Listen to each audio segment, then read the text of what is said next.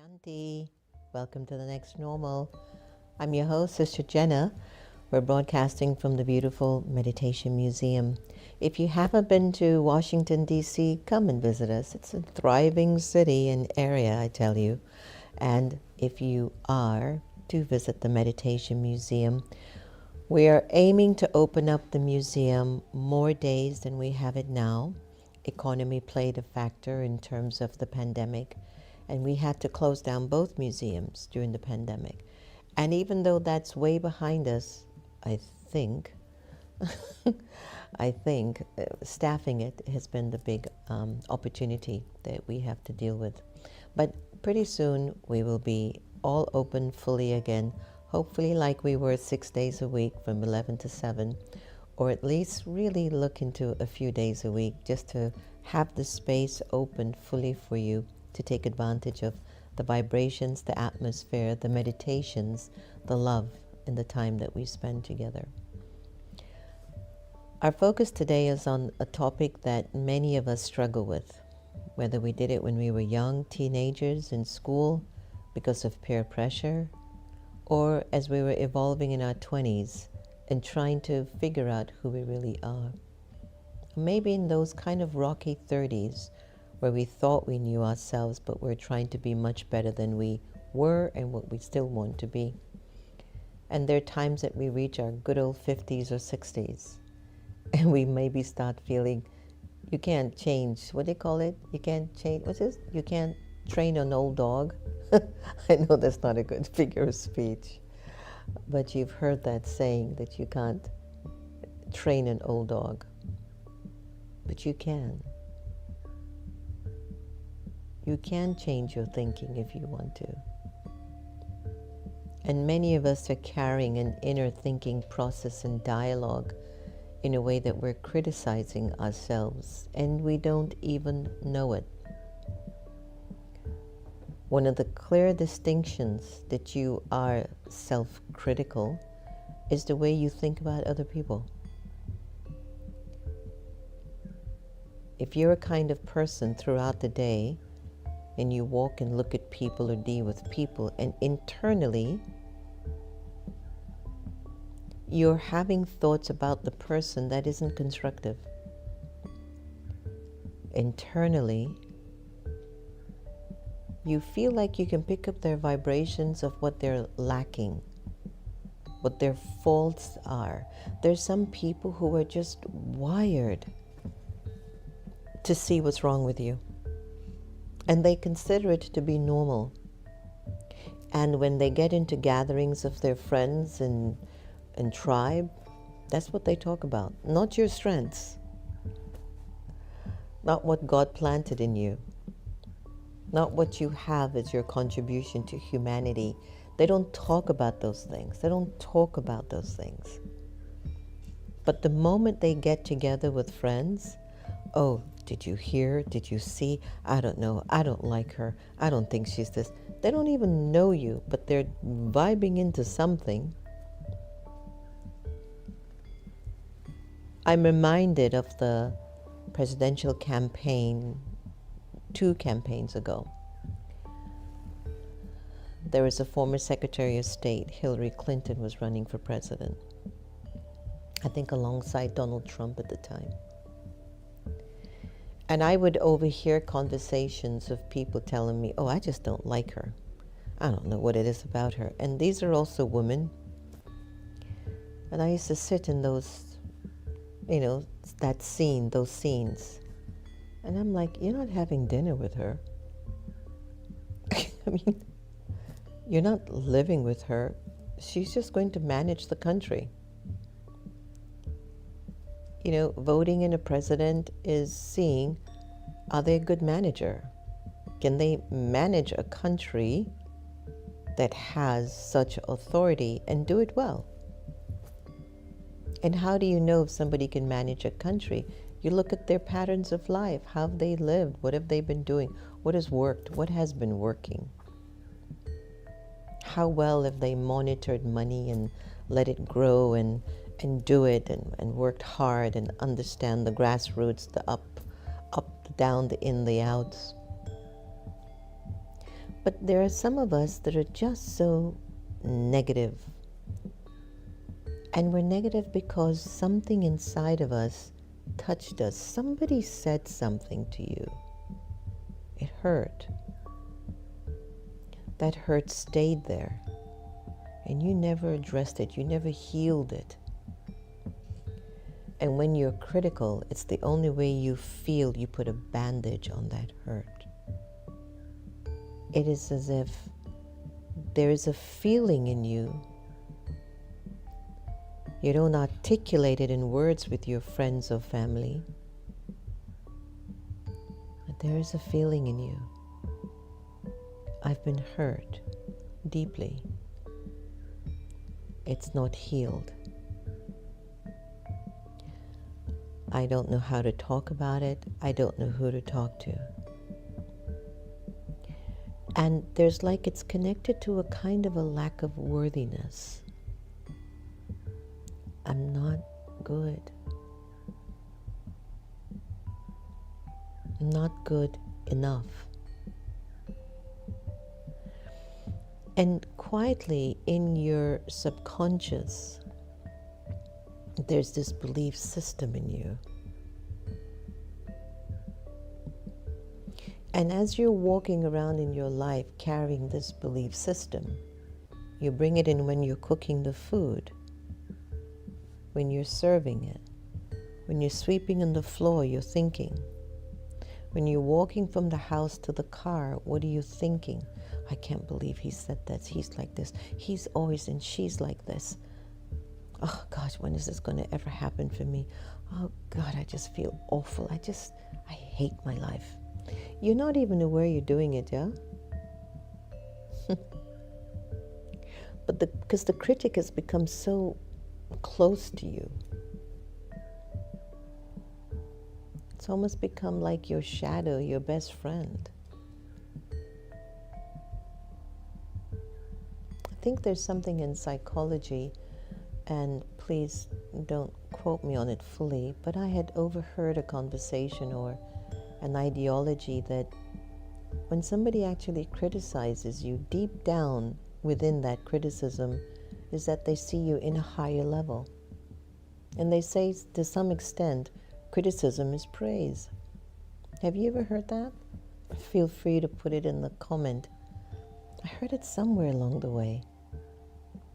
That even when I heard it, when I would hear anyone criticizing me, and even though it wasn't much, I used to think, what are they seeing in me that's supposed to be better?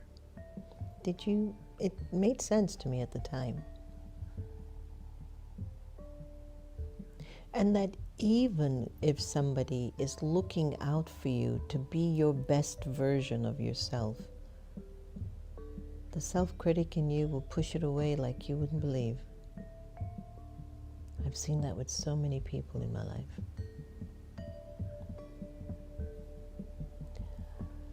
I was just seeing a scene yesterday. I was having a meal around the table, and I'm known to have very good table manners, thanks to Sister Gita. And somebody on the table was sitting with their elbow on the table like this, and they were eating like that. And I says, just like this, take your elbows off the table. And I've told the person before, don't eat like this, slouch down on the table like this. It's not your royalty. Eat like you are a queen of a palace, or king of a palace. Let the food go down with that reverence in your spirit. And within 5 seconds, I didn't really count, but within 10, 15 seconds, the person went back to the same behavior. And I says, just take it off. Sit up. Come. Yeah, okay. And then again, within 10 seconds or a minute,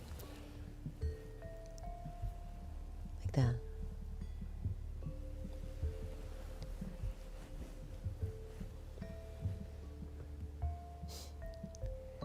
I saw that scene yesterday, and it taught me so much about myself. And what it taught me was how much God keeps telling me how valuable and worthy and divine and beautiful and happy and abundant and powerful I am. And I go back to default settings. I'm not worthy. I'm not good enough. Do you know what I've been through, what I've done, what has been done to me? Yeah.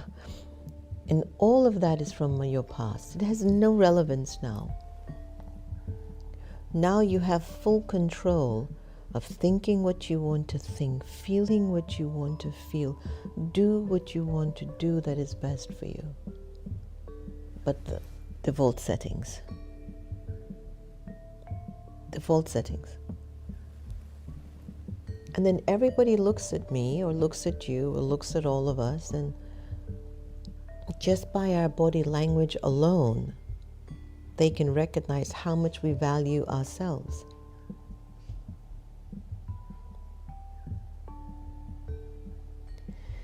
And a person can come in front of you because you're obviously having a negative or wasteful conversation about your life. And so energetically, you're feeling it so much that your default setting is in a second. You're going to attract someone to come and criticize you. Because that's what you're living in. You're living in the world of criticism, unknown to you. But energetically, it's all around you.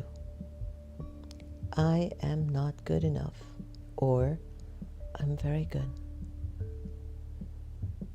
My family, when they're around me, sometimes I would wonder, what do they think? I'll say, see, I did that, I'm so good, no? I'm so good. I'm not saying I'm so good with ego. I'm saying I'm so good to keep reminding myself, to remind myself, Jen, you're good, right?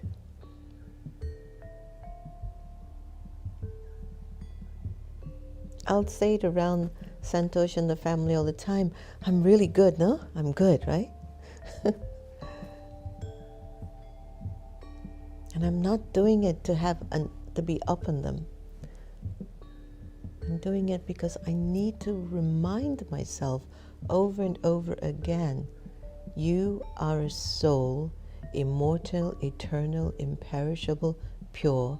By nature, you are peaceful, loving, happy, and powerful. You cannot forget that. And the critic in you will make you forget it over and over and over and over again. It will keep distracting you from your true sense of worth. It'll just distract you from your value. You're never going to keep thinking you're good enough. You'll keep thinking you're never good enough. I've seen people, they have it all. There are even people who live or are close to me or who know me as friends. And I will look right through them because I have that gift. I can see a soul's potential and their power. And I can feel when Baba is telling me, through me, to tell that soul, tell that child, this is their worth and their value. And I've seen that child again and again ignore it, kick it away. And I'll tell you this, and it's an amazing thing I've experienced. I might not be at my best, or I might have reached my point where I can't stay quiet anymore. I have to tell them, you can't keep doing this. Humble yourself. Be like this. Do this. And in a second, they will hear that. If I point anything out, oh, you are always arrogant, they will walk for years to tell me, you said I was arrogant, no? So what else do you expect? And I'll be like, why am I even doing this? I would have told this person 99 things of how good they are. They will not come back and tell me that. That inner critic has become their world. And I will tell them 99 good things. They don't hear one thing. Like I told the sister or that person, just sit up and eat. You're the queen of your palace. And they went right back to default setting. Now, if I'd made a comment about the body language of that time, they would walk around for weeks. She said this to me and she's like this, and who is she to speak to me? And I might have said 1,000,000 times, you are so good. Just live it. And they don't hear because the critic inside will not allow them to hear what is truthful. My inner critic will not allow me to hear what will make me powerful, because the critic only feeds on your weakness. The critic within you feeds on your lower dimensions. The critic in you feeds on where there's no light. And so you have to come to some conclusion. Do you want to live in a world without light inside of your mind? Or do you want to live in a world where light is unlimited, as if it's Christmas or Diwali? It is a choice you make. And no one is going to do it for you.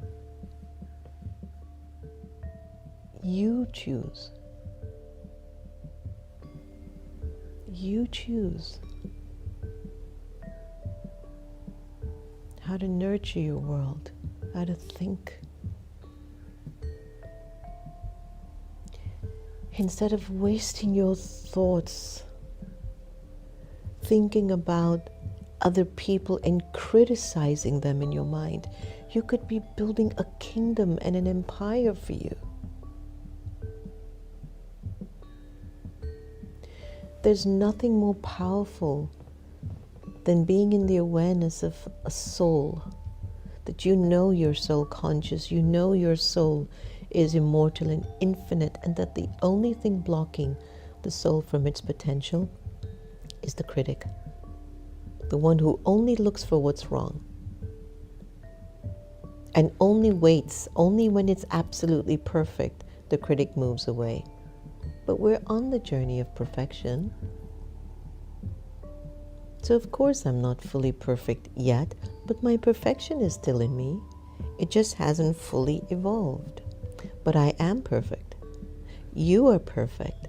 It just hasn't fully evolved because the critic doesn't want you to see how perfectly beautiful you are.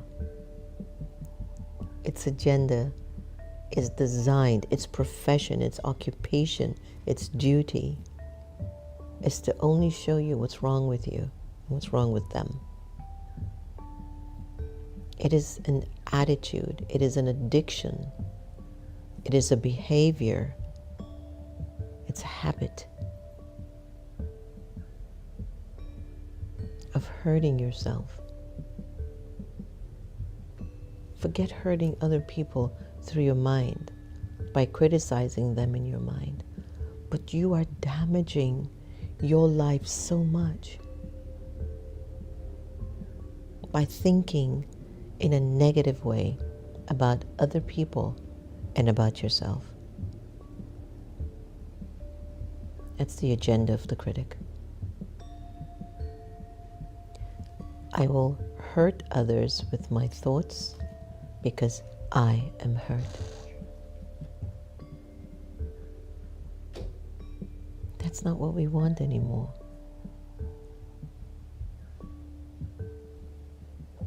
Kick the critic out and your perfection will emerge. Kick the critic out and your happiness will emerge. Kick the critic out and it becomes homeless. It can't live in you anymore. Try it. Your day will be so bright. Let's take a moment of silence together in a little meditation. Om Shanti. When I go inside of myself, what do I see?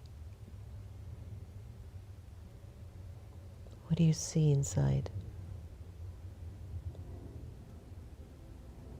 Do you see a soul filled with potential and courage and beauty and peace and strength, power?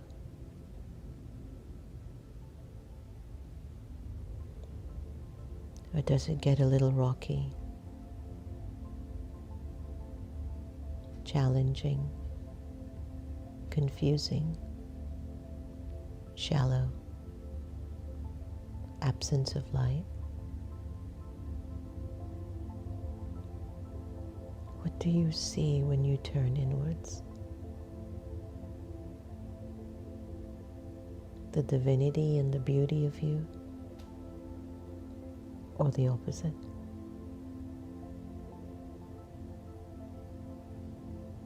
The critic is a thought pattern. Choose to kick it out. And only have the real you sitting there, waiting to be built and developed along the way.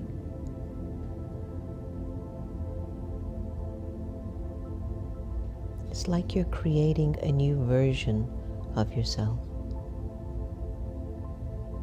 because the critic is gone.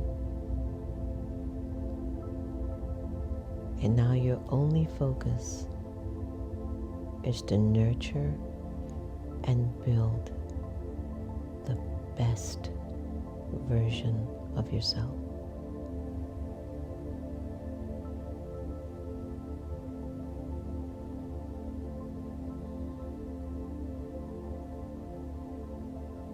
Just be in that moment for a while.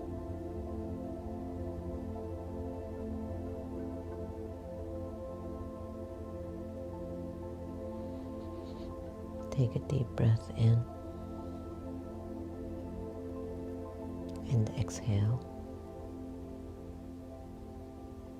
Try this practice throughout the day. Talk to yourself this way. Let's see what our awakened intelligence will share about what does it mean to silence your inner critic. Silencing your inner critic means quieting the negative self-doubting voice inside your mind that often judges, criticizes, or undermines your confidence and abilities. This inner voice can hold you back from taking risks, believing in yourself, or fully embracing your strengths. Silencing it involves shifting your self-talk to be more compassionate, balanced, and constructive. Key ways to silence: recognizing it, becoming aware of when the inner critic speaks, challenging it, questioning it, whether it's negative message or true or helpful, reframing those thoughts, replacing harsh self-judgment with positive affirmative thoughts. Practice self-compassion, treating yourself with kindness and understanding rather than being overly critical. Focusing on growth, viewing mistakes as learning opportunities rather than failures. The goal is to foster a more encouraging and supportive mindset, allowing you to pursue your goals with greater confidence and self-acceptance. Absolutely beautiful. And let's go to somebody who had no critical comments about anyone. The Sister Gita effect.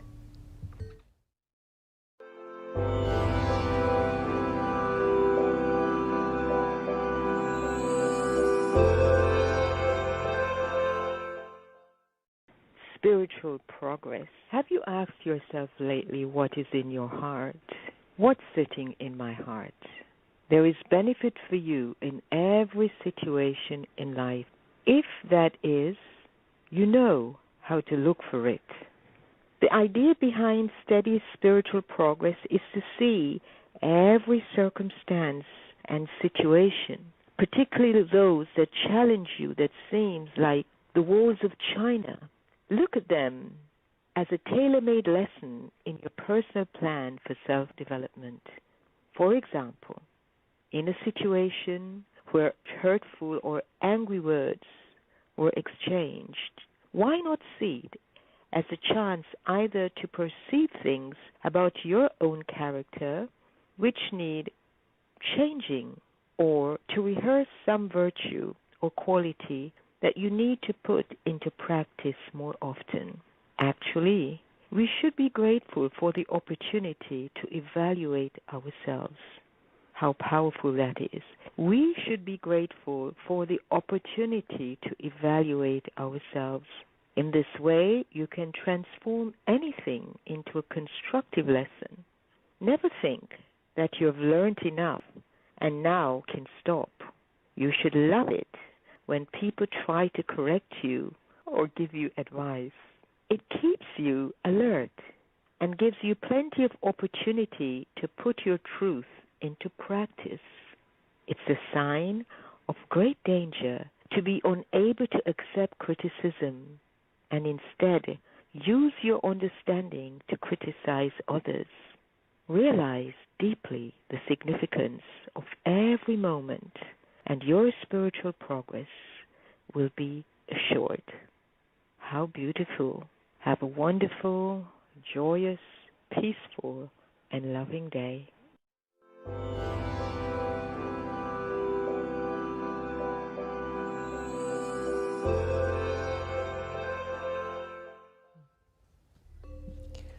Thank you, Sister Gita. Our Avyak signal for today is: many of you are very good at making effort on yourselves. However, after making some effort, sometimes you want an instant reward of the good you do here and now. It's a desire, and this desire of experiencing the fruit now actually will stop or slow down your accumulation. Therefore, finish desires for any expectation of a reward and simply keep doing good and making good effort. Instead of the word desire, use the word good. Be good. Have good thoughts in what you're doing.